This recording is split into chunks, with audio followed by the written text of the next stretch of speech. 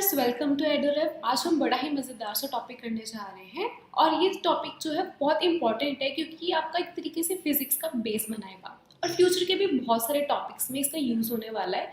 तो इस टॉपिक को ज़रा ध्यान से समझना और इसमें हम बहुत सारे क्वेश्चंस करेंगे, बहुत सारे एग्जाम्पल्स करेंगे। तो मेरे को विश्वास है कि अगर फ्यूचर में आपको कोई भी क्वेश्चन इसके रिगार्डिंग आता है, इस टॉपिक के रिगार्डिंग आता है एग्जाम में, आप बहुत ही ईजिली इसको सॉल्व कर पाओगे। तो चलिए टाइम नहीं वेस्ट करते हैं, आज का अपना टॉपिक जो है वो स्टार्ट करते हैं। तो हमारे टॉपिक का नाम है motion in a straight line. तो motion in straight line topic को स्टार्ट करने से पहले एक बार हम काइनेमेटिक्स वर्ड के बारे में कुछ जान लेते हैं। तो जो काइनेमेटिक्स वर्ड है ये दो वर्ड्स को ज्वाइन करके बना है।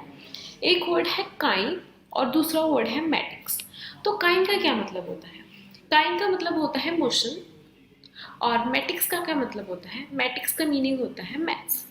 मतलब कि मोशन के टाइम पे जितना भी मैथ्स होता है, जैसे कि मोशन की स्पीड निकालना, उसकी वेलोसिटी निकालना, डिस्प्लेसमेंट, डिस्टेंस, ये सब चीज़ें, मतलब कि मोशन के रिगार्डिंग हम जितने भी मैथ्स करते हैं, जो भी कैलकुलेशंस करते हैं, ठीक है, वो हम काइनेमेटिक्स के अंडर करते हैं। ठीक है, मतलब काइनेमेटिक्स एक ब्रांच ऑफ फिजिक्स है जिसमें हम मोशन को स्टडी करते हैं और मोशन के रिगार्डिंग जो है वो मैथ्स को स्टडी करते हैं। ठीक है, अब काइनेमेटिक्स में एक चीज़ का ध्यान रखना है हमने कि मोशन स्टार्ट कैसे हुआ है, मतलब उसकी स्टार्टिंग में कैसी फोर्स लगी है, कौन सी फोर्स लगी है, इन चीज़ों पे हमें बिल्कुल भी फोकस नहीं करना है। हमारा जो फोकस है वो एक बार मोशन स्टार्ट हो गया उसके बाद जो उसका मैथ्स है उसके रिगार्डिंग है।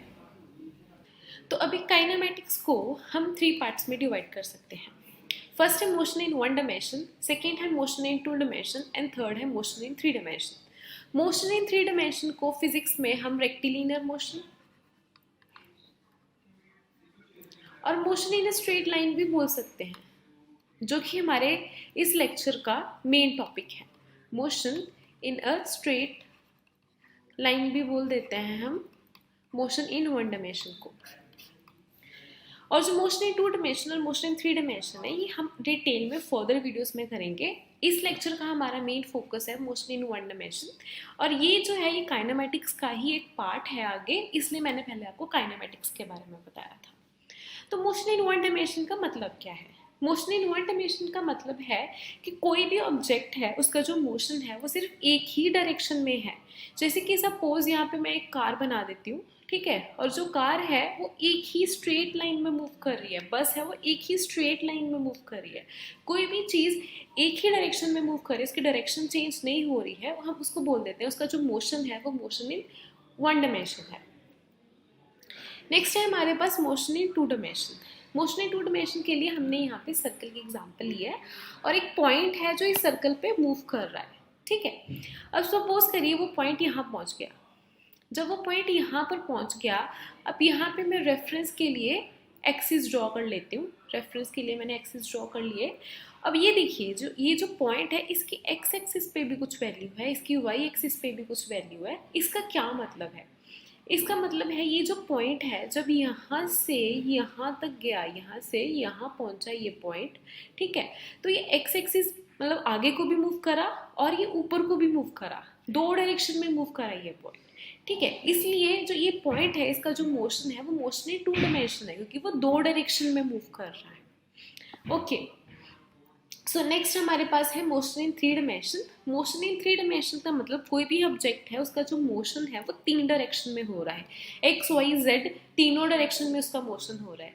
अगर इसकी एग्जांपल देनी हो तो इसकी एग्जांपल ये हो सकती है, एक रूम में गैस मॉलिक्यूल्स है, ठीक है, गैस मॉलिक्यूल्स हैं और जो मॉलिक्यूल्स होते हैं वो रैंडमली किसी भी डायरेक्शन में मूव करते हैं, वो एक्स वाई जेड तीनों डायरेक्शन में रैंडमली मूव करते हैं, तो उनका जो मोशन होता है वो मोशन इन 3 डायमेंशन हो जाता है। चलो, अब हमने 1 डायमेंशनल मोशन, 2 डायमेंशनल मोशन और 3 डायमेंशनल मोशन के बारे में समझ लिया। अब अगर कंसेप्ट को हमें और सॉलिडिफाई करना है, उसको और पक्का करना है, तो हम क्या करेंगे? हम क्वेश्चन सॉल्व करेंगे। क्योंकि क्वेश्चन सॉल्व करने से आपको एक तो क्लैरिटी हो जाती है कि आपने मतलब आपको कंसेप्ट कितना अच्छे से समझ आ गया है और आपको एक तरीके से प्रैक्टिस हो जाती है उस कंसेप्ट की और वो कंसेप्ट आपको अच्छे से आ जाता है। तो अभी मैं क्या करूँगी कि आपको 3 वीडियोस दिखाऊंगी और वो वीडियोस देखकर आप सोचना कि कौन सा वाला मोशन है। मेरे बताने से पहले एक बार खुद सोचना कि कौन सा मोशन है, उसके लिए आप चाहे वीडियो को पॉज कर लेना। इससे आपकी जो थॉट प्रोसेस है वो जो आपकी थॉट्स हैं, ठीक है, सोचना कैसे है, वो बिल्कुल आपका वो बिल्ड होगा। ओके, तो चलिए फर्स्ट वीडियो देखते हैं। तो ये कैरम बोर्ड की वीडियो है जो बचपन में मैंने तो बहुत ज़्यादा खेला है, ठीक है। आजकल के बच्चे तो मोस्टली फ़ोन चलाते हैं, वो डिजिटल कैरम बोर्ड खेलते होंगे, हमने तो वो वुडन वाला खेला है, ठीक है। तो बड़ी मज़ेदार गेम होती थी। अब इसमें क्या है, ये जो गीटियाँ हैं ना, इनका मोशन बताना है आपको कि कैसा मोशन है, 1 डिमेंशनल, 2 डिमेंशनल, 3 डिमेंशनल। अभी ये देखो, ये जो स्ट्राइकर है, मैं तो इसकी एग्जाम्पल लूँगी कि इसका मोशन कैसा है, मैं आपको वो समझा देती हूँ, ठीक है। अभी जो स्ट्राइकर है ये कैसे मूव कर रहा है, यहाँ से यहाँ गया, ठीक है, यहाँ से यहाँ गया, ऐसे मूव कर रहा है। अब ये देखिए कि इसका जो मोशन है वो 2 डायरेक्शन में है, ऑब्वियसली वो 2 डायरेक्शन में है। अगर मैं यहाँ पे एक एक्सिस ड्रॉ कर दूँ, एक एक्सिस यहाँ पे ड्रॉ कर दूँ मैं, और एक एक्सिस मैं ऐसे ड्रॉ कर दूँ, तो क्या इसकी जो वैल्यू है वो दोनों एक्सिस पे है? ऑब्वियसली इसकी वैल्यू जो है वो एक्स पे भी होगी और वाई पे भी कुछ वैल्यू होगी। तो ये 2 डायरेक्शन में मूव कर रहा है, इसलिए इसका जो मोशन है वो 2 डिमेंशनल मोशन हो गया। आसान था ना। चलो अब नेक्स्ट वीडियो देखते हैं। नेक्स्ट वीडियो में एक ये पर्सन है, वो एक काइट उड़ा रहा है, ठीक है, पतंग उड़ा रहा है। तो ये जो पर्सन है, हमें इसका मोशन नहीं देखना है, ये तो ऑब्वियसली रेस्ट पे है, ठीक है। हमें ये जो काइट है इसका मोशन देखना है। और आप एक बार जो रियल लाइफ की काइट होती है उसको इमेजिन करिए कि वो कैसा मोशन करती है, ठीक है। अभी देखने में तो ये लगता हो सकता है यहाँ पे देखने में कि ये 2 डिमेंशनल मोशन है, साइड को जा रही है और ऊपर को जा रही है ना, कि ये इधर को भी जा रही है, ऊपर को भी जा रही है। लेकिन रियलिटी में ये आगे और पीछे भी जाती है, आगे और पीछे भी जाती है। तो 3 डायरेक्शन में मूव करती है, एक्स डायरेक्शन में, वाई डायरेक्शन में, और आगे या पीछे जाएगी वो जेड डायरेक्शन हो जाएगी हमारे पास। एक चीज़ क्लियर हो रही है, ठीक है। वो एक्स में भी जाती है, इधर को भी जाती है, ऊपर भी जाती है और आगे पीछे भी जाती है, ठीक है। 3 डायरेक्शन में, 3 डायमेंशन में उसका मोशन है, इसलिए इसका मोशन कैसा हो गया, 3 डिमेंशनल मोशन, ठीक है। अब नेक्स्ट एग्जांपल देखते हैं। ये किस चीज़ की एग्जांपल है, आपको क्या लग रहा है ये क्या है? एक ट्रेन चल रही है रेल पे, पटरी पे एक ट्रेन चल रही है, ठीक है। अब ये कैसे चल रही है, इसका कैसा मोशन है? ये तो देखकर ही बड़ा इजीली पता लग रहा है कि ये स्ट्रेट चल रही है, एक ही डायरेक्शन में चल रही है। तो ये कैसा मोशन हो जाएगा, ये हो जाएगा 1 डिमेंशनल मोशन। बहुत बढ़िया, बहुत आसान थे, और हमें ये तीनों के तीनों मोशन जो है वो भी क्लियर हो चुके हैं। तो चलिए, अब हमने काइनेमेटिक्स के बारे में तो बहुत अच्छे से पढ़ लिया है, लेकिन जो हमारा मेन टॉपिक है motion in a straight line, उसके अंदर जो सब टॉपिक्स हैं अब हम उनके बारे में स्टडी करेंगे। तो उसके अंदर जो सब टॉपिक्स हैं वो है distance, displacement, speed and velocity. और स्पीड और वेलोसिटी के अंदर जो टॉपिक्स है average velocity and average speed, instantaneous velocity and instantaneous speed, वो भी हम स्टडी करेंगे।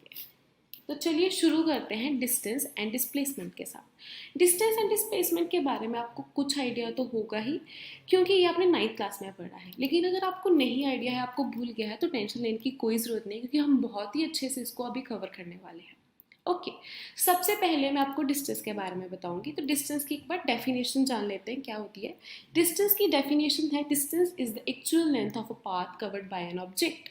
ठीक है, मतलब क्या है, डिस्टेंस जो है एक पाथ, एक ऑब्जेक्ट ने जो एक पाथ कवर किया, जो एक रास्ता कवर किया है, जिस रास्ते पे वो चला है, ठीक है, उसकी कितनी लेंथ है, उसकी कितनी लंबाई है, ठीक है, वो डिस्टेंस होता है। ओके, अभी हम इसकी एग्जांपल देख लेते हैं। जैसे सपोज करो एक ऑब्जेक्ट जो है वो ए पॉइंट से बी पॉइंट पे जाना चाहता है। ओके, तो यहाँ से यहाँ जाने के लिए वो किसी भी रास्ते से जा सकता है, और ये इस रास्ते से जा सकता है, वो इस रास्ते से जा सकता है, या फिर वो ये थर्ड जो है इस रास्ते से जा सकता है, ठीक है, वो बी पॉइंट पे पहुँच जाएगा। अब वो जिस रास्ते पे जा रहा है, जिस पाथ पे जा रहा है, उसकी जो टोटल लेंथ है, उसकी जो टोटल लंबाई है, वो उसका डिस्टेंस हो जाएगा। ओके, वो किसी और रास्ते से भी जा सकता है, वो ऐसे ऐसे घूम घूम के यहाँ पहुँच जाएगा, ठीक है। तो ये जो पाथ है उसका, ठीक है, इसकी जितनी भी लेंथ हो जाएगी वो उसका डिस्टेंस होगा। ओके, आई होप ये आपको क्लियर हो गया है। उसके बाद डिस्प्लेसमेंट क्या होता है, ठीक है। डिस्प्लेसमेंट जो होता है उसकी डेफिनेशन ये है, displacement is the shortest distance between 2 points. दो जो पॉइंट्स है, जैसे कि ए एंड बी पॉइंट्स ही ले लीजिए, इन दोनों पॉइंट्स के बीच में जो सबसे शॉर्टेस्ट डिस्टेंस है, सबसे छोटा डिस्टेंस है जो, ठीक है।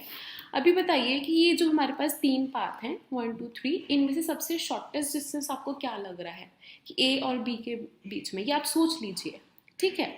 आपने सोच लिया इसको, आपको मोस्टली यही लगा होगा कि जो सेकेंड है वो सबसे शॉर्ट डिस्टेंस है ए और बी के बीच में। आप कोई और इमेजिन कर सकते हैं कि इसको छोड़ के, ठीक है, कोई और शॉर्ट डिस्टेंस ए और बी के बीच में हो सकता हो? सोच लीजिए, ठीक है। लेकिन आप जितना भी सोचेंगे आपको मुश्किल है कि कोई और मिलेगा, इम्पॉसिबल ही है वैसे तो, कोई और मिलेगा, क्योंकि ए और बी पॉइंट्स के बीच में सबसे जो शॉर्टेस्ट डिस्टेंस होता है, ठीक है, वो हमेशा स्ट्रेट लाइन का ही होता है। इसका क्या मतलब है? मतलब कि हमारे पास अगर दो पॉइंट्स है, ठीक है, यही ए और बी पॉइंट्स है, ठीक है, अगर मेरे को कोई बोले कि इन दोनों में सबसे शॉर्ट डिस्टेंस बताओ कि क्या हो सकता है, सबसे शॉर्ट क्या हो सकता है, तो मैं क्या करूँगी, मैं इनके बीच में एक स्ट्रेट लाइन से इनको ज्वाइन कर दूँगी, ठीक है। जो स्ट्रेट लाइन होती है वो हमेशा दो पॉइंट्स के बीच में शॉर्टेस्ट डिस्टेंस होता है, ठीक है। और इसको क्या हम बोलते हैं, डिस्टेंस को हम क्या बोलते हैं, इसको हम बोलते हैं डिस्प्लेसमेंट। ओके, तो मतलब कि 1 2 3 पार्ट्स जो हमारे पास है, इसमें से जो सेकंड है वो डिस्प्लेसमेंट है, ठीक है। और 1 2 और 3 तीनों के तीनों जो है वो डिस्टेंस है, ठीक है, क्योंकि जो पार्टिकल जो भी ऑब्जेक्ट है वो 1 पाथ से भी जा सकता है, 2 से भी जा सकता है और 3 से भी जा सकता है, किसी भी पाथ से जा सकता है, वो उसका डिस्टेंस है। आई होप आपको ये चीज़ क्लियर हो गई है, ठीक है। तो नेक्स्ट हमारे पास क्या है, जो सेकंड डिफरेंस है डिस्टेंस और डिस्प्लेसमेंट के बीच में, सेकंड डिस्टेंस डिफरेंस ये है कि जो डिस्टेंस है वो स्केलर है और जो डिस्प्लेसमेंट है वो वेक्टर। स्केलर का मतलब क्या होता है, स्केलर का मतलब क्या होता है कि जो भी क्वांटिटी हमने ली है, जैसे कि डिस्टेंस है, इसमें डायरेक्शन नहीं होती है, सिर्फ मैग्नीट्यूड होता है, ठीक है, इसमें सिर्फ मैग्नीट्यूड होता है। और डिस्प्लेसमेंट का मतलब ये है कि इसमें मैग्नीट्यूड प्लस डायरेक्शन होगी, ठीक है। वेक्टर का मतलब ये है कि इसमें मैग्नीट्यूड प्लस साथ में डायरेक्शन भी होगी, और स्केलर का मतलब है सिर्फ इसमें मैग्नीट्यूड होगा, कोई भी डायरेक्शन नहीं होगी। इसका क्या मतलब है, तो देखिए यहाँ पे कि जब ए से बी जाना है, ठीक है, कोई स्पेसिफिक डायरेक्शन में जाएगा वो, अगर मैं डिस्टेंस की बात करूँ, किसी भी डिस्टेंस किसी भी डायरेक्शन में जा सकता है, अभी मैंने आपको बताया वो यहाँ से भी जा सकता है, वो यहाँ से भी जा सकता है, वो किसी भी डायरेक्शन में जा सकता है, यहाँ से घूम घूम के कैसे भी वो यहाँ पहुँच जाएगा, ठीक है, कोई एक स्पेसिफिक डायरेक्शन नहीं है उसकी, ठीक है। लेकिन अगर डिस्प्लेसमेंट की बात करूँ तो वो यही जो ये एक स्ट्रेट लाइन वाला है, यही उसकी डिस्प्लेसमेंट है, एक ही डायरेक्शन है हमारे पास, ठीक है। तो इसलिए ये एक वेक्टर क्वांटिटी है। ओके, आई होप ये आपको क्लियर हो गया हो। तो अभी हमने जो डायग्राम करी थी उसके रिगार्डिंग एक ईजी सा, बहुत ईजी क्वेश्चन सॉल्व कर लेते हैं, ठीक है। तो क्वेश्चन क्या है, तो हमारे पास अभी यहाँ पे 4 ऑप्शन दिए हुए हैं, ये 4 ऑप्शन में से कौन सा जो सही ऑप्शन है वो आपको सेलेक्ट करना है, डायग्राम यही वाली है, ठीक है। तो सोचिए कि इसका कौन सा जो ऑप्शन है वो सही हो सकता है, क्योंकि आंसर को तो मैं आपको अभी बता ही दूंगी, ठीक है। तो चलिए इसका आंसर देखते हैं। सो फर्स्ट ऑप्शन हमारे पास क्या है, distance is equal to displacement. क्या डिस्टेंस डिस्प्लेसमेंट के इक्वल हो सकता है? तो अभी मैंने आपको बताया था कि ये जो हमारे पास 3 पाथ दिए हुए हैं, ठीक है, इसमें जो सेकेंड है वो डिस्टेंस भी है, वो डिस्प्लेसमेंट भी है, क्योंकि वो इस रास्ते से जा सकता है, अगर वो इस रास्ते से ऑब्जेक्ट गया है तो ये डिस्टेंस तो ऑब्वियसली है, और ये शॉर्टेस्ट डिस्टेंस भी है ए और बी के बीच में, तो ये डिस्प्लेसमेंट भी है, ठीक है। तो मतलब कि फर्स्ट ऑप्शन भी सही है अभी तो। सेकेंड ऑप्शन हमारे पास क्या है, distance is greater than displacement. तो देखिए ये जो फर्स्ट है ये डिस्टेंस है, ठीक है, और सेकेंड डिस्प्लेसमेंट है, तो ये उससे ज़्यादा ही लग रहा है। जो थर्ड है वो भी सेकेंड से ज़्यादा लग रहा है, मतलब कि डिस्टेंस जो है वो डिस्प्लेसमेंट से ग्रेटर हो सकता है, बड़ा हो सकता है, सेकेंड ऑप्शन भी सही है।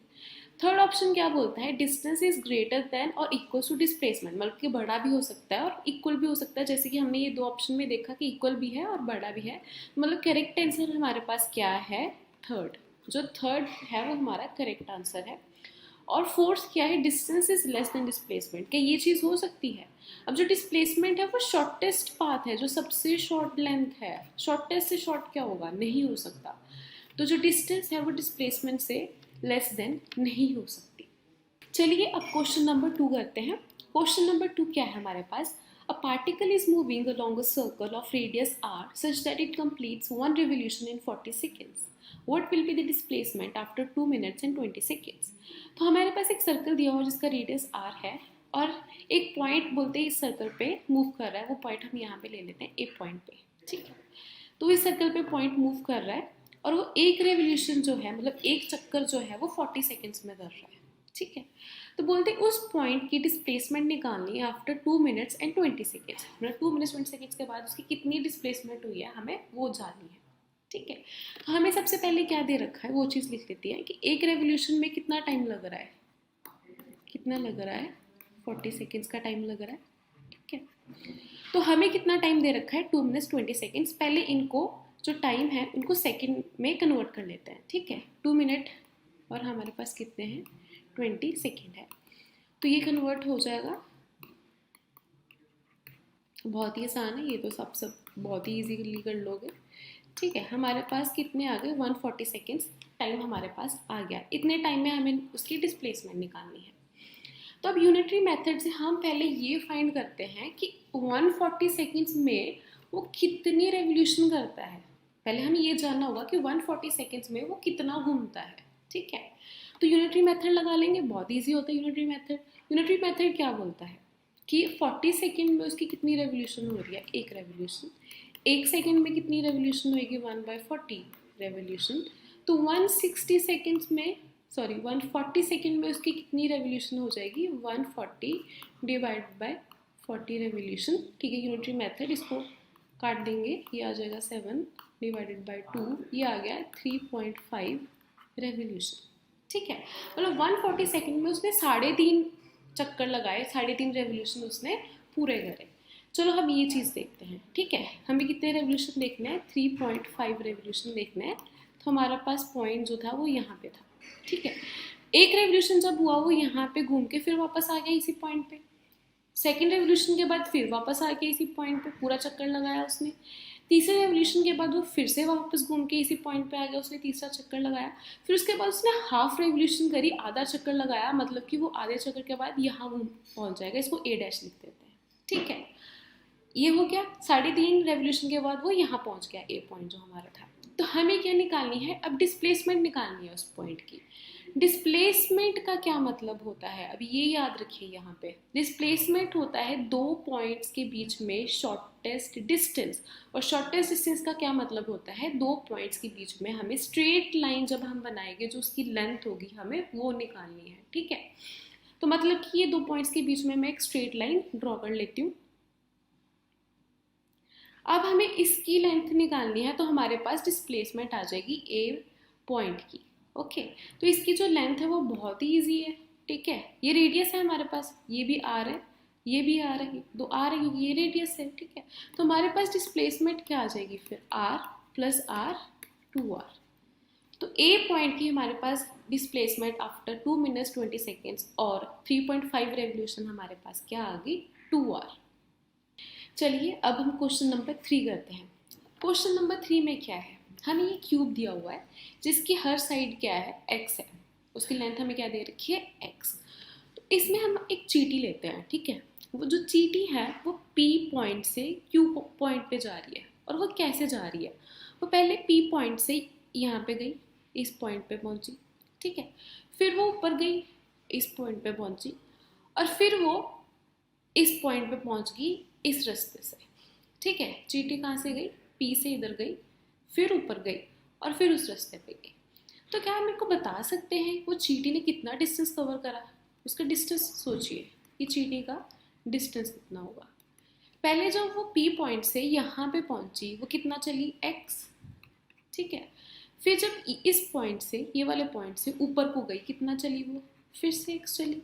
ठीक है, फिर इस पॉइंट से जब वो Q की तरफ गई कितना चली, वो फिर से x चली। टोटल कितना डिस्टेंस कवर कर लिया चींटी ने, 3x कवर कर लिया। ठीक है, अब हमें क्या जानना है, चींटी की डिस्प्लेसमेंट जाननी है।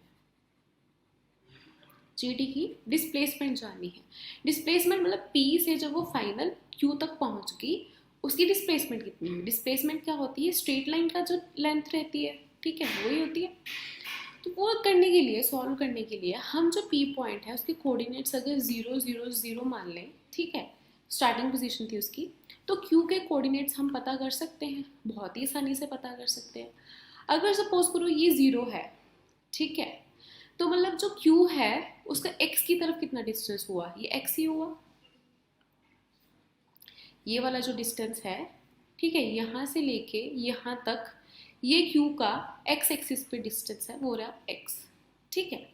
और जो Q है उसका ऊपर को कितना डिस्टेंस है, ये वाला, यहाँ से लेके Q का जो Y की तरफ डिस्टेंस है ये कितना है, ये भी x है, ठीक है। और ये जो Q है इसका ये वाली यहाँ से लेके यहाँ तक का डिस्टेंस जो है वो कितना है, वो भी x है, ठीक है। उसका z एक्सिस पे भी x हो गया, पर उसके जो कोऑर्डिनेट्स हमारे पास आ गए वो क्या आ गए, x, x और x। तो हमारे पास P के इनिशियल कोऑर्डिनेट्स पता है, हमें फाइनल कोऑर्डिनेट्स भी पता है x, x, x। तो हम जो ये जो PQ है उसका जो डिस्टेंस है वो निकाल सकते हैं, ठीक है। तो हमारे पास PQ क्या आ जाएगा, हमारे पास अंडर रूट x माइनस 0 का स्क्वायर। हम क्या करते होते हैं, फाइनल माइनस इनिशियल और उसका स्क्वायर, ठीक है। फिर ऐसे ये पॉइंट माइनस ये वाला पॉइंट, ठीक है, स्क्वायर आ गया, ये अंडर रूट सारे पे आएगा। फिर ये वाला पॉइंट माइनस ये वाला पॉइंट, ठीक है। ये चीज़ हमारे पास पी क्यू की लेंथ आ जाएगी और ये हमारे पास क्या आ जाएगा, x square plus x square plus x square, ये आ जाएगा अंडर रूट 3x स्क्वायर, आ जाएगी ये चीज़। और एक्स स्क्वायर है क्योंकि, तो ये बाहर आ सकता है अंडर रूट से, तो ये ऐसे बन जाएगा, बहुत ही आसान था, ठीक है। अब अगर मैं आपको बोलूँ कि हमारे पास डिस्टेंस कितना है, 3x है, हमारे पास डिस्प्लेसमेंट क्या है, अंडर रूट 3x है, कि आप इन दोनों की रेशो निकाल दो, रेशो ऑफ डिस्टेंस, ठीक है, विथ डिस्प्लेसमेंट, हमें रेशो जाननी है ये वाली। तो डिस्टेंस हमारे पास क्या है, 3x, डिस्प्लेसमेंट हमारे पास क्या है, अंडर रूट 3x, x से x कट जाएगा, ये जब इससे कट जाएगा हमारे पास अंडर रूट 3 आ जाएगा, तो हमारे पास आ गया under root 3 ratio of distance with displacement. बहुत ही आसान था, डिस्टेंस डिस्प्लेसमेंट निकालना बहुत ही ईजी था। डिस्टेंस क्या था, चींटी जिस जिस रास्ते पे गई हमने टोटल उसकी लेंथ कवर कर ली। डिस्प्लेसमेंट क्या था, डिस्प्लेसमेंट था जो हमने शॉर्टेस्ट पाथ देखा, उसकी स्टार्टिंग वाली पोजीशन से उससे फाइनल वाली पोजीशन तक वो स्ट्रेट लाइन होती है, ठीक है, वो हमने निकाल ली। बहुत ही आसान था। तो मज़ा आ रहा है ना। देखिए हम मज़े से क्वेश्चन सॉल्व करते करते क्वेश्चन नंबर 4 पे भी पहुंच गए। तो क्वेश्चन नंबर 4 क्या है हमारे पास, क्वेश्चन नंबर 4 में एक सर्कल दे रखा है जिसपे हमारे पास 2 पॉइंट्स दे रखे हैं P और Q, और सर्कल जो है उसका जो रेडियस है वो R है। तो हमें क्या निकालना है, आप थोड़ा गैस कर ही लिया होगा, P और Q के बीच में हमें निकालनी है डिस्प्लेसमेंट। और डिस्प्लेसमेंट निकालना तो अब तक आपका बाएं हाथ का खेल हो चुका होगा, अगर नहीं हुआ है, थोड़ी सी कसर रह भी गई है तो कोई बात नहीं, अभी सीख लेंगे हम, ठीक है। तो P और Q के बीच में हमें क्या निकालना है, डिस्प्लेसमेंट। सबसे पहले स्टेप क्या होता है डिस्प्लेसमेंट निकालने के टाइम, हम एक स्ट्रेट लाइन ड्रॉ करते हैं, ठीक है। स्ट्रेट लाइन ड्रॉ कर ली हमने, स्ट्रेट लाइन P और Q को ज्वाइन करते हुए हमने ड्रॉ कर ली, और इसकी हमें अब क्या निकालनी है, लेंथ, वो हमारी क्या हो जाएगी, डिस्प्लेसमेंट। डिस्प्लेसमेंट हमारा क्या हो जाएगा, लेंथ ऑफ PQ, ठीक है। और वो निकालने से पहले अभी मैं एक और लाइन जो है वो ड्रॉ करती हूँ, P को सेंटर से ज्वाइन करते हुए सर्कल पे। अब आपको बहुत ही ईजिली पता लग रहा होगा कि हम PQ को कैसे निकालेंगे, क्योंकि एक मिनट यहाँ पे मैं इसको O नाम दे देती हूँ, क्योंकि ये क्या बन रहा है, ये हमारे पास OPOQ हमारे पास क्या बन रहा है, ये हमारे पास बन रहा है राइट एंगल्ड ट्राइंगल। और जो राइट एंगल्ड ट्राइंगल होता है हम उस पर पाइथागोरस थ्योरम लगा कर कोई भी साइड निकाल सकते हैं ट्राइंगल की, ठीक है। तो PQ साइड हमारे पास क्या है, हाइपोटेन्यूज है, क्योंकि ये देखो राइट एंगल के बिल्कुल सामने है, तो ये हमारे पास क्या है, हाइपोटेन्यूज है। तो हम यहाँ पे पाइथागोरस थ्योरम लगा के हम हाइपोटेन्यूज निकाल सकते हैं, मतलब हम PQ निकाल सकते हैं। OQ हमारे पास R है क्योंकि रेडियस ऑफ सर्कल है, OP भी हमारे पास R है क्योंकि ये रेडियस ऑफ सर्कल है। तो हमारे पास पाइथागोरस थ्योरम क्या बोलती है, हाइपोटेन्यूज होता है under root of perpendicular square plus base का स्क्वायर, ठीक है।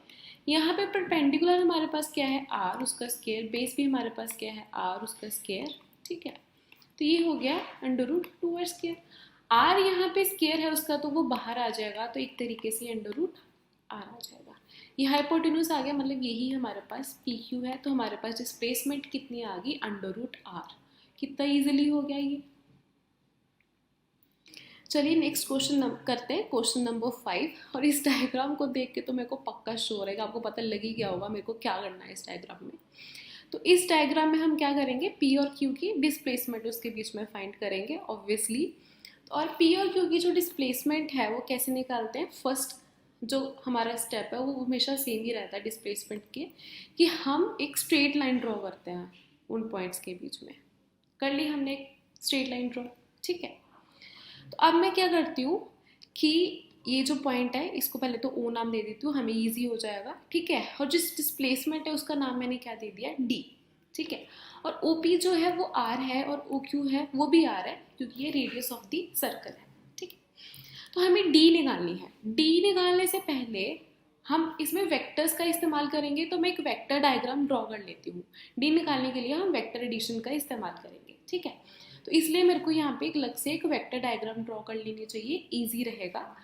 तो जो वेक्टर डायग्राम है वो मैं ड्रॉ कर रही हूँ। दो वेक्टर्स ये बन गए मेरे पास, एक वेक्टर हो गया OP वेक्टर और एक हो गया OQ वेक्टर, और ये जो उनको ज्वाइन कर रहा है ये मेरे पास क्या आ गया, D वेक्टर, ठीक है।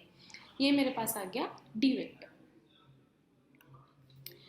तो इसका नाम दे देती हूँ मैं R1 वेक्टर, ठीक है। इसको नाम दे देती हूँ R2 वेक्टर, और ये आ गया D वेक्टर, और ये है ये वाले दो वेक्टर्स इस तरह से, ठीक है, ऐसे। तो जो लॉ ऑफ वेक्टर एडिशन है वो क्या बोलता है कि जब एक वेक्टर का हेड दूसरे वेक्टर के टेल के साथ ज्वाइन करता है तो दो वेक्टर्स को हम ऐड कर सकते हैं। इसका क्या मतलब है, सपोज मेरे पास एक ये वेक्टर है, ठीक है, और वो दूसरे वेक्टर के साथ ऐसे ज्वाइन हो रहा है। कैसे ज्वाइन हो रहा है कि एक वेक्टर का जो हेड है, इसका जो हेड है वो दूसरे के टेल के साथ ज्वाइन हो रहा है, क्योंकि देखो इसका ये जो फर्स्ट वेक्टर इसका हेड ये रहा, जो सेकेंड है उसका हेड ये रहा, और सेकेंड का जो टेल है वो कहाँ पे है, ये रहा टेल, ये टेल है, ठीक है। तो फर्स्ट वेक्टर का जो हेड है दूसरे वेक्टर के टेल के साथ ज्वाइन हो रहा है, तो इनको हम ऐड कर सकते हैं। तो वन वेक्टर जो है उसको हम टू के साथ ऐड कर सकते हैं, तो जो हमारा रिजल्ट आता है, जो आंसर आता है वो थर्ड वेक्टर होता है, वो हमारा थर्ड वेक्टर होता है। तो यही चीज़ हम यहाँ पे लगा सकते हैं, ठीक है। वही चीज़ हम वहाँ पे लगाएंगे तो क्या हो जाएगा, R1 vector plus D vector हमारे पास क्या हो जाएगा, R2 वेक्टर के इक्वल हो जाएगा, ठीक है। अभी यहाँ से मैं D वेक्टर निकाल सकती हूँ, ये हो जाएगा R2 माइनस R1 वेक्टर, ठीक है। अब हमें D का क्या निकालना है, मैग्नीट्यूड, और उसका फॉर्मूला क्या होता है हमारे पास, R1 का स्क्वायर प्लस R2 का square minus 2R1 R2 cos theta, और ये ठीक है, और माइनस क्यों लगा, क्योंकि ये माइनस में है, ठीक है। और R1 R2 किसके बराबर है, R के बराबर है, क्योंकि ये रेडियस है, ठीक है। और वो चीज़ हम यहाँ पे सब्स्टिट्यूट कर देते हैं, ये आ जाएगा हमारे पास R square plus R square minus 2R square cos theta, और ये क्या बन गया 2R square minus 2R square cos theta. ये चीज़ क्लियर होगी अभी आपको, ठीक है। तो अब हमारे पास क्या आ गया था लास्ट में, D वेक्टर हमारे पास आ गया था 2R square minus 2R square cos theta. अब इसमें से क्या करेंगे हम, 2R स्क्वायर कॉमन ले लेंगे तो अंदर क्या आ जाएगा 1 माइनस कॉस थीटा। तो अब यहाँ पे हम एक मैथमेटिकल फॉर्मूला यूज़ करेंगे, जो क्या होता है 1 माइनस कॉस थीटा किसके इक्वल होता है, 2 साइन स्क्वायर थीटा बाय 2 के इक्वल, ठीक है। ये फॉर्मूला है हमारे पास, उसको हम यहाँ पे सब्स्टिट्यूट कर देंगे। जब हम उसको वहाँ पे सब्स्टिट्यूट करेंगे ये हमारे पास बन जाएगा 2R स्क्वायर, और सब्स्टिट्यूशन करने के बाद 2 साइन स्क्वायर थीटा बाय 2, ठीक है। और अब हमारे पास क्या आ गया 2 2 4 4R square sine square theta by 2। जब अंडर रूट हटाएंगे ये आ जाएगा हमारे पास 2R, 4 का 2 बन जाएगा, R स्क्वायर का R बन जाएगा, साइन स्क्वायर थीटा का बन जाएगा sine square theta by sine theta by 2, ठीक है। ये फॉर्मूला जो है आप इसको लर्न कर लीजिए, क्योंकि अगर ऐसे सर्कल में कभी भी क्वेश्चन आता है और ये जो थीटा है इसकी वैल्यू कुछ भी दी होती है, यहाँ पे तो 60 दी है, 30 हो सकती है, 90 120 कुछ भी हो सकती है, आपको वहाँ पे बस थीटा की वैल्यू सब्स्टिट्यूट करनी है, ठीक है। वैल्यू सब्स्टिट्यूट करोगे आपके पास आंसर जो है वो आ जाएगा, ओके। तो यहाँ पे हमें क्या करना है, सिर्फ थीटा की जो है वो वैल्यू सब्स्टिट्यूट करनी है। तो और थीटा की वैल्यू क्या है हमारे पास 60 डिग्रीज, ठीक है। हमारे पास क्या फॉर्मूला आया डिस्प्लेसमेंट का, 2R साइन थीटा बाय 2, और हमारे पास थीटा कितना है 60/2, तो ये हो जाएगा sin 30। sin 30 कितना होता है हमारे पास 1/2, और ये कैंसिल हो गया, हमारे पास आ गया r। तो हमारे पास डिस्प्लेसमेंट कितनी आ चुकी है, डिस्प्लेसमेंट की वैल्यू हमारे पास आ चुकी है r। है ना आसान। चलिए अब करते हैं क्वेश्चन नंबर 6। हमने सर्कल के तो बहुत सारे क्वेश्चंस कर लिए, अब कुछ अलग करते हैं, ठीक है। तो इस क्वेश्चन में एक बार क्वेश्चन रीड कर लेती हूँ। A man has to go 50 meters due north, 40 meters due east and 20 meters due south to reach a field. What distance he has to walk to reach the field. हमें क्या निकालना है सबसे पहले distance. What is his displacement from his house to the field, ठीक है। फिर हमें क्या निकालनी है डिस्प्लेसमेंट। तो एक बार हम ड्रॉ कर लेते हैं, वो क्या बोल रहा है। अ मैन जो है वो 50 meters नॉर्थ की तरफ जा रहा है, ओके। तो नॉर्थ किस डायरेक्शन में होता है, ऊपर से ऊपर को होता है। ये हमने ड्रॉ कर लिया 50 meters, वो नॉर्थ की तरफ गया, ठीक है। 40 meters ईस्ट, ईस्ट डायरेक्शन में ये हो गए 40 meters ईस्ट, ठीक है। और 20 meters फिर साउथ की तरफ गया, वो बिल्कुल 20 meters साउथ की तरफ गया, ठीक है। इतना हो गया। तो हमारे पास क्या है, ये उसका स्टार्टिंग घर का है, ठीक है। और ये यहाँ पे वो फील्ड पे पहुँच गया। इसका हम नाम दे देते हैं ए, ये हो गया बी, ये हो गया सी, और ये हो गया डी। और हम ये जो ए और डी है उनको ज्वाइन भी कर लेते हैं डिस्प्लेसमेंट निकालने के लिए। सबसे पहले हम निकालते हैं डिस्टेंस। डिस्टेंस तो बहुत ही आसान होता है। डिस्टेंस में क्या करना है हमें, जितना डिस्टेंस वो चला उसको हम ऐड कर देंगे। सबसे पहले वो चला 50 meters, फिर चला वो 40 meters, और फिर वो कितना चला 20 meters। तो ये अब हमारे पास कितना आ गया 110 meters। आसान था। डिस्टेंस हमारे पास कितना आ गया 110 meters। नेक्स्ट हमने निकालनी है डिस्प्लेसमेंट। अब डिस्प्लेसमेंट में कैसे होता था, डिस्प्लेसमेंट में सबसे पहला स्टेप तो आपको पता ही है कि हम क्या करते हैं, स्टार्टिंग पोजीशन और जो उसकी फाइनल पोजीशन है वहाँ पे एक स्ट्रेट लाइन ड्रॉ करते हैं। हमें अब क्या करना है, एडी जो है उसकी लेंथ फाइंड करनी है। एडी की लेंथ फाइंड करने के लिए अब मैं क्या करती हूँ, ये वाले पॉइंट्स जो है इनको भी ज्वाइन कर लेती हूँ। ये यहाँ आ गया और ये स्ट्रेट यहाँ आ जाएगा। ये चीज़ क्लियर होगी, ठीक है। और उसको मैं इसको क्या नाम दे देते हैं, हम ओ नाम दे देते हैं, ठीक है। अब यहाँ देखिए, अब आपको देख के पता ही लग रहा होगा ए ओ डी जो है वो एक राइट एंगल्ड ट्राइंगल है। और ए डी क्या है फिर, हाइपोटेन्यूज। ए डी क्या है हमारे पास, हाइपोटेन्यूज। तो हम पाइथागोरस की थ्योरम लगा के हाइपोटेन्यूज निकाल सकते हैं, ठीक है। उसके लिए हमारे पास बी सी कितना था, ये कितना चला था, वो 40 meters इधर चला था, ये चला था वो 50 meters, और ये चला था वो 30 meters।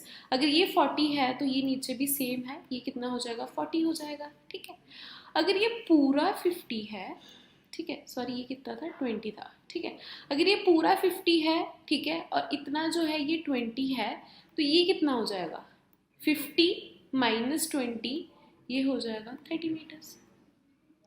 ये चीज़ क्लियर होगी ना आपको, ठीक है। अगर ये पूरा है 50, पूरा का पूरा ये 50 है और इतना 20 है, और ये कितना बचा 30 बच गया हमारे पास, ठीक है।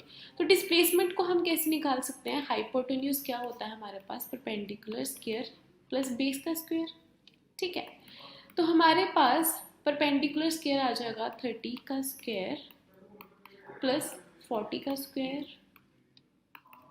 ये क्या आ गया हमारे पास 900 प्लस 1600, ये आ जाएगा 2500, ये आ गया हमारे पास 50 meters। हमारे पास डिस्प्लेसमेंट कितना आ गया फिर 50 meters। ये चीज़ क्लियर होगी आपको, होगी, इजी है। और हमें फिर क्या निकालना है, अगर हमें डायरेक्शन निकालनी हुई तो हमें ये थीटा पॉइंट निकालना होगा कि किस डायरेक्शन में उसकी डिस्प्लेसमेंट हो रही है, क्योंकि डिस्प्लेसमेंट में क्या होता है साथ में डायरेक्शन भी होती है, ठीक है। वो भी बहुत ही इजीली हम फाइंड कर लेंगे। उसके लिए क्या करेंगे, डायग्राम हमारा इरेज हो गया, बस रफ सा डायग्राम मैं बना लेती हूँ, ठीक है। ये हमारे पास था थीटा और ये था 40 और ये हमारे पास था 30 meters, यही था, ठीक। थीटा निकालने के लिए अगर हम tan थीटा निकालेंगे डायरेक्शन निकालने के लिए। tan हमारे पास क्या होता है, परपेंडिकुलर अपॉन बेस, tan हमारे पास क्या होता है, परपेंडिकुलर अपॉन बेस। परपेंडिकुलर हो गया हमारे पास 30 मीटर्स और बेस हो गया हमारे पास 40 मीटर्स, तो ये कैंसिल, तो हमारे पास tan क्या आ गया 3/4, ठीक है। और थीटा क्या है, tan उधर जाके क्या बन जाता है, tan का इनवर्स बन जाता है, और ये आ गया tan इनवर्स 3/4, ठीक है। थीटा हमारे पास आ गया tan इनवर्स, मतलब कि हमारे पास डायरेक्शन क्या आ गई, tan इनवर्स 3/4। चलिए अब हम सॉल्व करते हैं क्वेश्चन नंबर 7। ये डिस्टेंस और डिस्प्लेसमेंट का लास्ट क्वेश्चन है, और जितने भी अब तक हम क्वेश्चन सॉल्व कर चुके हैं मेरे को विश्वास है कि आप उनके बेसिस पे इसको तो ज़रूर सॉल्व कर लोगे। तो प्लीज़ एक बार वीडियो को पॉज करके इसको सॉल्व करने की खुद कोशिश ज़रूर करें। चलिए अब हम इसको सॉल्व करते हैं। A wheel of radius r is rolling on the road. What will be the displacement of a point A in half rotation of the road? तो हमारे पास एक व्हील दे रखा है जिसका रेडियस जो है वो r है, ठीक है, और जो पॉइंट है वो A है, दिया हुआ है इस पर। तो हमें क्या करना है कि हाफ रोटेशन के बाद उस पॉइंट की डिस्प्लेसमेंट निकालनी है। तो सबसे पहले हम क्या करते हैं, हाफ रोटेशन के बाद कैसा सा सीन होने वाला है वो हम यहाँ पे ड्रॉ कर लेते हैं, ठीक है। तो हाफ रोटेशन के बाद ये कुछ ऐसा सा होगा, ठीक है। तो इस पे जो अब ए पॉइंट है वो हाफ रोटेशन के बाद ऊपर पहुंच जाएगा, ठीक है, यहाँ से मूव करेगा और वो ऊपर पहुंच जाएगा हाफ रोटेशन के बाद। हमें निकालनी है डिस्प्लेसमेंट, और डिस्प्लेसमेंट निकालने के लिए हम क्या करते हैं, दो पॉइंट्स को क्या करते हैं, एक स्ट्रेट लाइन से ज्वाइन करते हैं। ये तो अब तक सबको ही पता लग गया होगा कि उनको हम स्ट्रेट लाइन से ज्वाइन करते हैं, ठीक है। तो हमें क्या निकालना है, बेसिकली हमें ए डैश निकालना है, हमें निकालना है ए डैश। तो वो निकालने के लिए अगर मैं एक बार इसको यहाँ पे ज्वाइन कर दूँ तो आपको क्लियर हो जाएगी कि ये क्या बन रहा है, एक राइट एंगल ट्राइंगल बन रहा है, और ए डैश उस राइट एंगल ट्राइंगल का क्या है, हाइपोटेन्यूज है। तो हाइपोटेन्यूज निकालने अगर पता है तो हम पाइथागोरस थ्योरम लगा सकते हैं। तो हमें क्या और चीज़ पता होनी चाहिए, परपेंडिकुलर और बेस पता होना चाहिए। तो जब परपेंडिकुलर है वो तो इस सर्कल का डायमीटर हो गया ना, ये डायमीटर है, और डायमीटर क्या होता है, वो रेडियस का डबल होता है। तो हमारे पास क्या आ गया कि इसको अगर मैं ओ नाम दे दूँ तो ए डैश ओ हमारे पास क्या आ गया 2r डायमीटर। अब हमें ए ओ निकालना है। ए ओ निकालने के लिए ज़रा आप यहाँ पे गौर करें कि जब हाफ रोटेशन हुई तो ये वाला जो था, इतना वाला जो ये जो लाइन थी, जो ये जो डिस्टेंस था, ये जो सर्कमफ्रेंस था, ठीक है, ये टच कर रहा था यहाँ पे रोड के साथ, मतलब इसने जितना ये सर्कमफ्रेंस था ये वाला, इतना ही डिस्टेंस कवर करा इसने आगे को। ये चीज़ क्लियर हो रही है, ठीक है, यही डिस्टेंस उसने आगे को कवर करा। तो एक तरीके से हम क्या बोल सकते हैं कि जो ए ओ है वो जो हाफ सर्कमफ्रेंस है सर्कल का वो है, ठीक है। पूरा सर्कमफ्रेंस क्या होता है 2πr, तो हाफ कितना हो जाएगा πr। तो हमारे पास ए ओ क्या आ गया, हमारे पास πr आ गया। तो अब हम हाइपोटेन्यूज निकाल सकते हैं। हाइपोटेन्यूज क्या हो जाता है हमारे पास, परपेंडिकुलर का स्क्वायर प्लस बी का स्क्वायर उसका अंडर रूट। तो परपेंडिकुलर हमारे पास क्या है अब यहाँ पे 2r और उसका स्क्वायर हो गया, और बेस हमारे पास क्या है πr और उसका स्क्वायर हो गया। तो ये हमारे पास बन गया 4r square plus pi square r square, और इसमें r स्क्वायर हम बाहर ले सकते हैं, अंदर बच जाएगा 4 प्लस पाई स्क्वायर, और क्या कर सकते हैं, r बाहर आ जाएगा क्योंकि वो अंदर बच जाएगा 4 प्लस पाई स्क्वायर, और ये हमारे पास आ गया आंसर। हमारे पास क्या आ गया, displacement of point A. Okay learners, तो जो नेक्स्ट टॉपिक हम कवर करने वाले हैं वो है स्पीड एंड वेलोसिटी।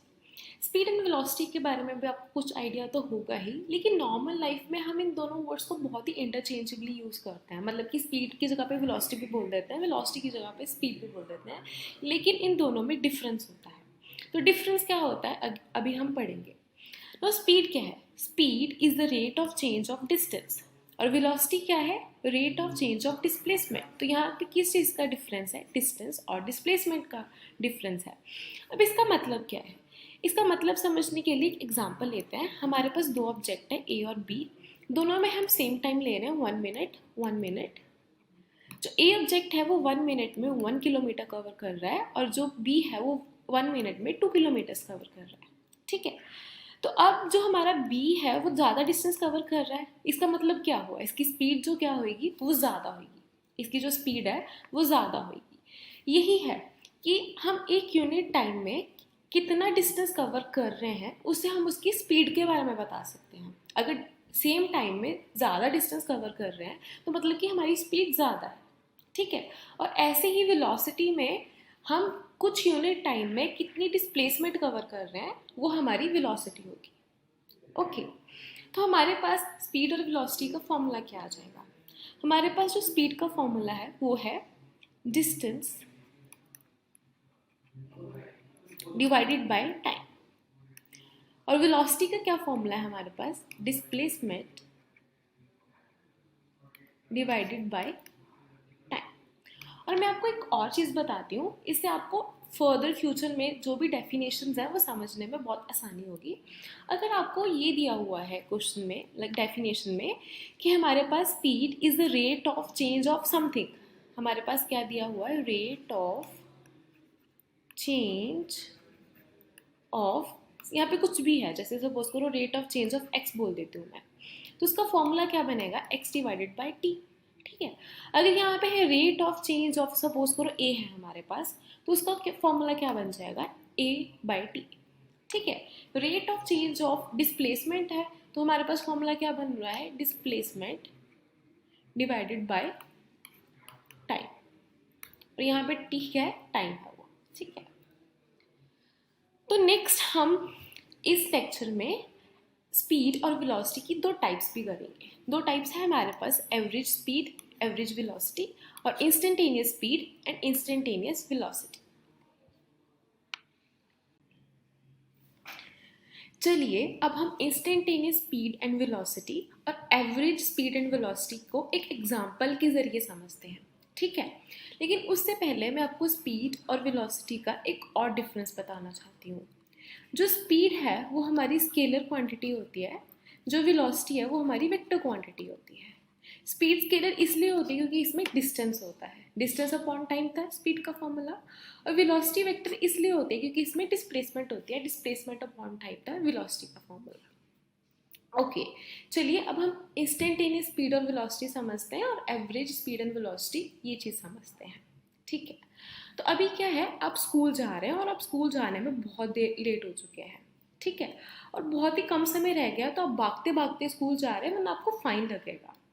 तो जब आप भागते भागते जा रहे थे, स्टार्टिंग में आपकी जो स्पीड थी वो 8 मीटर पर सेकेंड थी, ठीक है। लेकिन आप भागते भागते थक गए तो आपकी जो स्पीड है वो चेंज होके 3 मीटर पर सेकेंड हो गई। लेकिन फिर आपने देखा कि ओहो अब तो 2 मिनट ही रह गए, अब तो बहुत तेज़ भागना पड़ेगा, तो आपकी जो स्पीड थी वो फिर 10 मीटर पर सेकेंड हो गई, ठीक है। सपोज घर से स्कूल का जो टोटल डिस्टेंस था वो 2000 मीटर्स का था। तो जब आप 2000 मीटर्स कवर कर रहे थे, आपकी जो स्पीड है वो चेंज हो रही थी, कभी ज़्यादा हो रही थी कभी कम हो रही थी। तो एक पर्टिकुलर इंस्टेंट पे, जैसे कि इस समय पे जो आपकी इस इंस्टेंट पे जो आपकी स्पीड है 3 मीटर पर सेकेंड, वो इस समय की इंस्टेंटेनियस स्पीड है, ठीक है। तो इंस्टेंटेनियस स्पीड क्या होती है, एक पर्टिकुलर टाइम पे, एक पर्टिकुलर इंस्टेंट पे, एक क्षण पे जो आपकी स्पीड है या किसी भी ऑब्जेक्ट की स्पीड है वो इंस्टेंटेनियस स्पीड होती है। जैसे कि इस क्षण पे, इस समय पे स्पीड कितनी थी, 8 मीटर पर सेकेंड, वो इस टाइम पे इंस्टेंटेनियस स्पीड थी। बाद में इस समय पे आपकी स्पीड कितनी थी, वो 10 मीटर पर सेकेंड थी। तो इस समय की, इस क्षण की इंस्टेंटेनियस स्पीड थी, ठीक है। तो इंस्टेंटेनियस स्पीड की डेफिनेशन क्या हुई, it is the speed at a particular moment in time. Okay, एक पर्टिकुलर मोमेंट पे किसी भी ऑब्जेक्ट की कितनी स्पीड है वो है उस टाइम की इंस्टेंटेनियस स्पीड, ठीक है। अब अगर साथ में हम डायरेक्शन लगा दें स्पीड के हम डायरेक्शन लगा दें, जैसे कि आप राइट की तरफ जा रहे हैं, तो वो क्या हो जाएगी, इंस्टेंटेनियस वेलोसिटी, वो हो जाएगी इंस्टेंटेनियस वेलोसिटी। इसको समझने के लिए, इंस्टेंटेनियस स्पीड या वेलोसिटी समझने के लिए हम एक और एग्जांपल दे लेते हैं। अब सबने स्पीडोमीटर तो देखा ही होगा, ये कार बाइक में होता है, ठीक है। अब हम कार की एग्जांपल लेते हैं। तो कार के स्पीडोमीटर, आप कार में जा रहे हैं, ठीक है, आपने एक समय पे अपने स्पीडोमीटर की तरफ देखा, और जब आपने देखा तो उसकी जो स्पीड थी वहाँ दिखाई जा रही थी 80 किलोमीटर पर आवर थी, ठीक है। वो क्या हुआ, वो उस समय की, जिस समय आपने उसको देखा, वो उस समय की आपकी कार की इंस्टेंटेनियस स्पीड थी। ठीक है। आपने फिर कुछ सेकंड के बाद देखा तो उसकी जो स्पीड है वो बढ़ के 60 किलोमीटर पर आवर हो गई थी। ठीक है। तो मतलब कि फिर वो उस समय की इंस्टेंटेनियस स्पीड हुई जिस समय पे आपने उसको देखा। तो जो स्पीडोमीटर होता है वो कार में उसकी इंस्टेंटेनियस स्पीड बताता है। ठीक है। तो अब हम देखते हैं कि एवरेज स्पीड और एवरेज वेलोसिटी का क्या मतलब हुआ। सपोज करें कि आपने ये जो 2000 मीटर्स का डिस्टेंस था ये आपने 400 सेकंड में पूरा कर लिया। तो एवरेज स्पीड क्या हो जाएगी हमारे पास, तो हमारे पास एवरेज स्पीड हो जाएगी टोटल डिस्टेंस। ठीक है। टोटल डिस्टेंस जो है उसको मैं सपोज करूँ डी से लिखती हूँ और ओवर टोटल टाइम उसको मैं टी से लिख रही हूँ। तो टोटल डिस्टेंस था 2000 मीटर और टोटल टाइम था 400 सेकेंड। ठीक है। तो ये हमारे पास कट के क्या आ जाएगा 5 मीटर पर सेकेंड। ठीक है। तो आपकी एवरेज स्पीड क्या आ गई 5 मीटर पर सेकेंड। तो क्या ये इंस्टेंटेनियस स्पीड के बराबर आई है? नहीं। इंस्टेंटेनियस स्पीड तो चेंज हो रही थी, कभी 8 हो रही थी, कभी 3 हो रही थी, कभी 10 हो रही थी, लेकिन एवरेज स्पीड जो है वो हमारी 5 मीटर पर सेकेंड आई है। तो एवरेज स्पीड जो है वो एक तरीके से हमें बड़ा वाला व्यू दिखाती है कि एवरेज क्या है स्पीड का। ठीक है। अगर इसको आपको अच्छे से समझना है तो आप एवरेज रन रेट की बात कर लेते हैं। ठीक है। सपोज करो 50 ओवर्स में जो एवरेज रन रेट था वो 6 रन्स का था। ठीक है। इसका मतलब ये तो नहीं है कि हर ओवर में 6 रन ही बने होंगे, किसी में ज़्यादा भी बन सकते हैं, किसी में कम भी बन सकते हैं, लेकिन वो एवरेज था।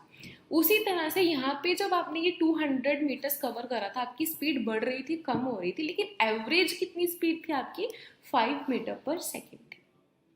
तो मैं उम्मीद करती हूँ आपको इंस्टेंटेनियस और एवरेज के बीच का जो डिफरेंस है वो क्लियर हो गया होगा। ठीक है। तो सबसे पहले हम क्या करेंगे कि हम एवरेज स्पीड और एवरेज वेलोसिटी के क्वेश्चंस सॉल्व करेंगे।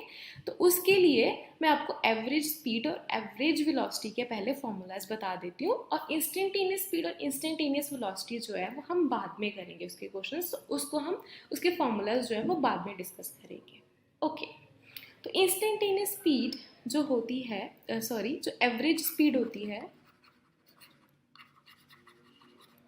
उसका फॉर्मूला होता है total distance over total time. और एवरेज वेलोसिटी जो होती है उसका फॉर्मूला होता है total displacement over total time.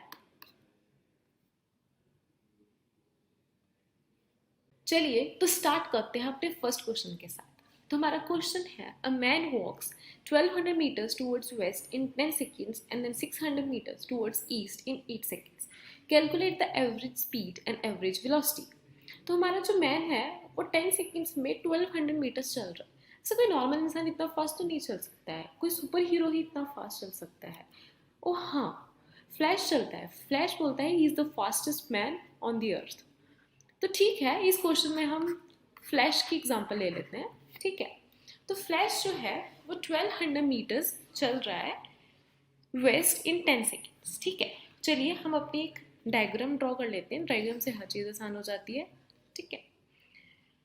ठीक है। तो जो पर्सन है जो हमारे पास फ्लैश है वो क्या बोल रहा है कि वो यहाँ से स्टार्ट हुआ, ठीक है, और वेस्ट की तरफ गया 1200 मीटर्स इन 10 सेकेंड्स। ठीक है।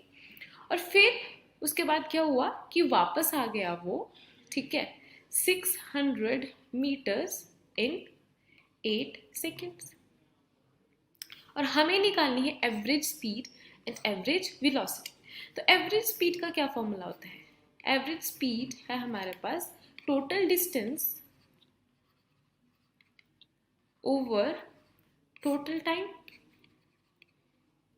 टोटल टाइम, तो टोटल डिस्टेंस कितना है हमारे पास? डिस्टेंस तो बहुत ईजिली निकाल सकते हो, कितना चला वो?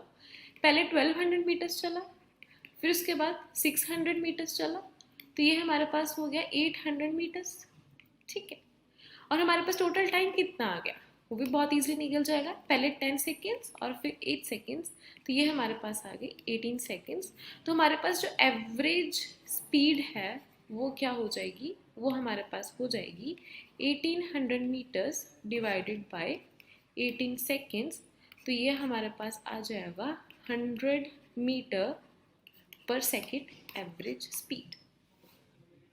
ईजी था, काफ़ी आसान था।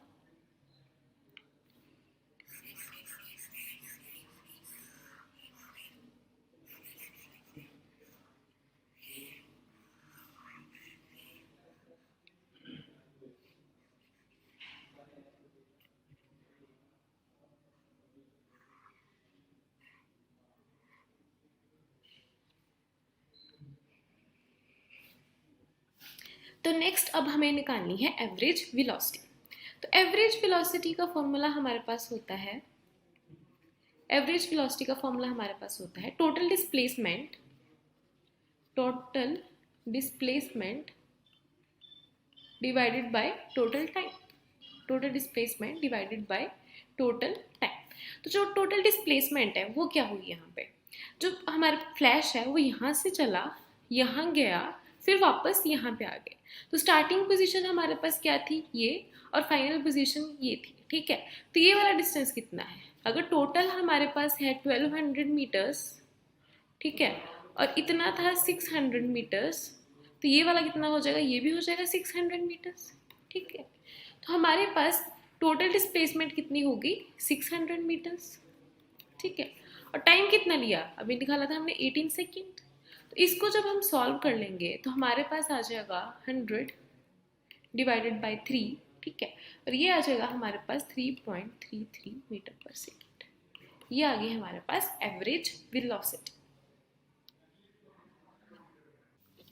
चलिए अब हम नेक्स्ट क्वेश्चन करते हैं। हमारे पास नेक्स्ट क्वेश्चन है, bus goes from point A to B with speed v1 and return from point b to a at speed v2, calculate average speed and average velocity। हमारे पास एक बस है जो a से b पॉइंट तक गई है v1 स्पीड के साथ, ठीक है, और वापस b से a आई है v2 स्पीड के साथ। तो हमारे पास ये a पॉइंट है और ये हमारे पास हो गया b पॉइंट, ठीक है। a से b गई है वो v1 स्पीड के साथ, और हम मान लेते हैं टाइम कितना लिया उसने, t1, और वापस B से A आई है वो V2 स्पीड के साथ, और हम मान लेते हैं टाइम कितना लिया उसने, T2, ठीक है। और A से B तक का डिस्टेंस हमने कितना यहाँ पे मान लेते हैं, हम उसको एज्यूम कर लेते हैं कि वो D है, ओके। हमें निकालनी है एवरेज स्पीड और एवरेज वेलोसिटी। एवरेज वेलोसिटी का तो आपको बहुत ईजिली यहाँ पता लग जाना चाहिए। क्यों पता लग जाना चाहिए, क्योंकि देखिए बस जो है वो A से B गई और B से फिर वापस A पे आ गई, तो स्टार्टिंग पोजीशन भी ए है और फाइनल पोजीशन भी ए है। तो डिस्प्लेसमेंट क्या होती है हमारे पास, डिस्प्लेसमेंट होती है distance between initial position and final position, लेकिन वो दोनों तो ए ही है, ठीक है। तो जो हमारा डिस्प्लेसमेंट है वो कितना हो जाएगा, वो हो जाएगा 0। तो एवरेज वेलोसिटी क्या होती है हमारे पास, एवरेज वेलोसिटी होती है डिस्प्लेसमेंट अपॉन टाइम। डिस्प्लेसमेंट है 0 अपॉन टाइम t ले लिया हमने, तो एवरेज वेलोसिटी कितनी आ गई, 0। ईजी था ये, ठीक है। अब हमें नेक्स्ट निकालनी है एवरेज स्पीड। यहाँ पे देख के आपको क्या लगेगा कि एवरेज स्पीड के लिए हमारे पास v1 स्पीड दे रखी है, v2 दो स्पीड दे रखी है, हम इसका एवरेज निकाल लेते हैं तो हमारे पास एवरेज स्पीड आ जाएगी। लेकिन ऐसे हमें नहीं करना है, ठीक है। हमें जो पता है कि एवरेज स्पीड का क्या फॉर्मूला है, हम उसको यूज़ करेंगे, ठीक है। तो हमारे पास एवरेज स्पीड का क्या फॉर्मूला होता है, एवरेज स्पीड होती है हमारे पास डिस्टेंस डिवाइडेड बाय टाइम, ठीक है। अब हमें डिस्टेंस निकालना है और टाइम निकालना है। डिस्टेंस तो हमने कितना माना है, d, डिस्टेंस हमने माना है d, लेकिन a से b गया है और b से वापस आया है, तो हमारे पास टोटल डिस्टेंस कितना हो जाएगा, 2d। ये चीज होगी आपको क्लियर, हमारे पास टोटल डिस्टेंस हो जाएगा 2d। अब हमने टोटल टाइम निकालना है। टोटल टाइम हमारे पास हो जाएगा a से b जाने का टाइम t1 प्लस b से a जाने का टाइम t2। हमें t1 और t2 निकालने पड़ेंगे, ठीक है। और हमारे पास टाइम कहाँ से निकाल सकते हैं, हमें क्या पता है कि जो स्पीड है वो होता है डिस्टेंस अपॉन टाइम, तो t यहाँ चला जाएगा ऊपर और v नीचे आ जाएगा, और ये बन जाएगा t is equals to d by v. यहाँ ये हमारे पास t का फॉर्मूला आ गया, इसको हम यहाँ यूज़ कर सकते हैं। हमारे पास T1 क्या आ जाएगा, D distance divided by speed, speed कितनी है वहाँ पे V1, ठीक है। और हमारे पास T2 आ जाएगा फिर डिस्टेंस डिवाइडेड बाय स्पीड, हमारे पास स्पीड कितनी है B से A जाने की, V2, ओके। तो हमारे पास टोटल टाइम क्या हो जाएगा T1 प्लस T2, तो टोटल टाइम हमारे पास हो जाएगा T1 प्लस T2, ये हो जाएगा D by V1 plus D by V2, हमारे पास टोटल टाइम आ गया। अभी जो हमारे पास टोटल टाइम आ गया है उसको हम यहाँ पे सब्स्टिट्यूट कर देंगे, ठीक है। एवरेज स्पीड हमारे पास क्या आ जाएगी 2D डिवाइडेड बाय जो टोटल टाइम हमने अभी निकाला है, तो इसको हम सब्स्टिट्यूट कर देते, ठीक है। तो एवरेज स्पीड हमारे पास आ जाएगी D divided by total time जो हमने अभी निकाला है D by V1 plus D by V2। Clear हो गया इतना। अब हम क्या कर सकते हैं, D को यहाँ से कॉमन ले लेंगे, ये आ जाएगा 1 by V1 plus 1 by V2, okay.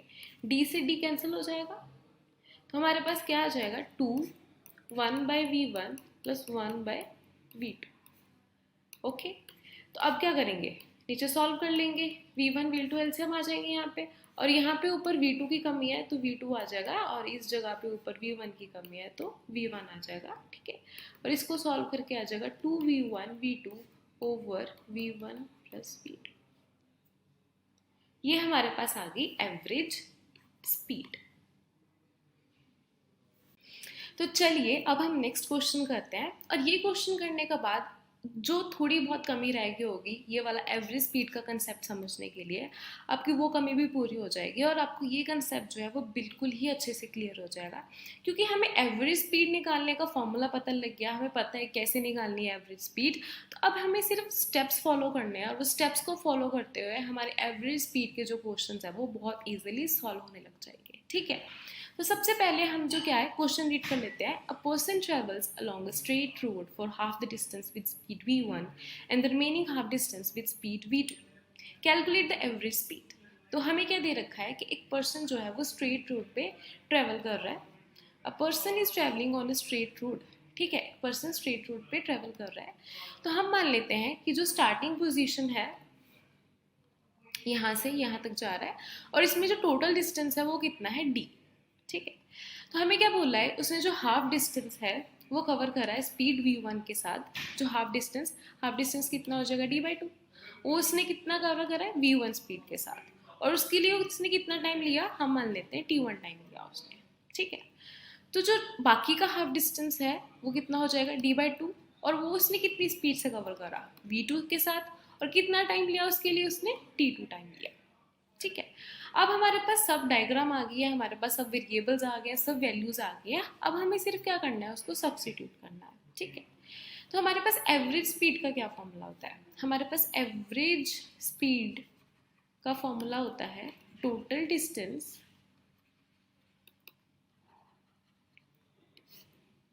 Over total time, okay.